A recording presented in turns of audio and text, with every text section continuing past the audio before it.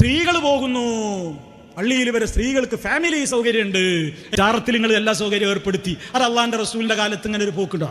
മദീനത്തെ പള്ളി, മക്കത്തെ പള്ളി, ബൈത്തുൽ മുഖദ്ദസ്, 3 പള്ളിയിലെ ലോകത്തെ ഏറ്റവും ഫേമസും ശ്രേഷ്ഠകരവുമായ പള്ളികളായിട്ട് എണ്ണുന്നത്. അവിടെ അന്ന് മുതൽ ഇന്ന് വരെ പെണ്ണുങ്ങളും ഉണ്ട്, ആണുങ്ങളും ഉണ്ട്. ആൾക്കാർ പോകുന്നു. വേണമെങ്കിൽ പോയാൽ മതി, നിർബന്ധമല്ല. ആണുങ്ങൾ അത്ര നിർബന്ധമല്ല. ഈ പെണ്ണ് പള്ളിയിൽ പോകുന്നത് ഹറാം, ഹറാം, ഹറാം. പെണ്ണ് വീടിന്റെ ഉള്ളിലായിരിക്കേണ്ടത്. എന്തായാലും പെണ്ണുങ്ങളൊക്കെ അങ്ങനെ സിയാറത്ത് ടൂറിന് ബസ്സിലൊക്കെ അങ്ങനെ കയറിയിട്ട് ഉള്ളിലാണല്ലോ ഇപ്പോൾ ഇരിക്കണത്.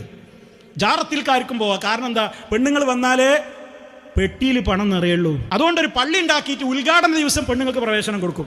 എന്താ? അന്ന് പെണ്ണുങ്ങളൊക്കെ കവറുമായിട്ട് വരണം. കബറിലേക്ക് കൊണ്ടുപോകുമ്പോഴോ മയ്യത്ത് നിസ്കരിക്കാൻ പള്ളിയുടെ ഉള്ളിലേക്ക് ഒന്ന് കയറ്റും.